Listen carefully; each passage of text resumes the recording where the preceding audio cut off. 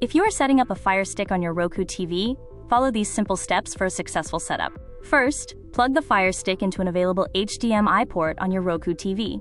If space is limited, be sure to use the included HDMI extender. Next, connect the USB power cable directly to the supplied Amazon power adapter, rather than using the TV's USB port. Turn on your Roku TV and use your remote to switch to the specific HDMI input where your Firestick is connected. Insert the batteries into your remote. Hold the home button until it automatically pairs with the Firestick. Select your Wi-Fi network from the list, enter your password, and wait for the device to finish connecting. Sign in with your Amazon account to download your favorite apps, sync your purchases, and finalize the setup. Before you begin installing apps, make sure to update your Firestick to ensure optimal compatibility, performance, and security. You can also enable HDMI-CEC settings to control your Firestick and your Roku TV using fewer remotes.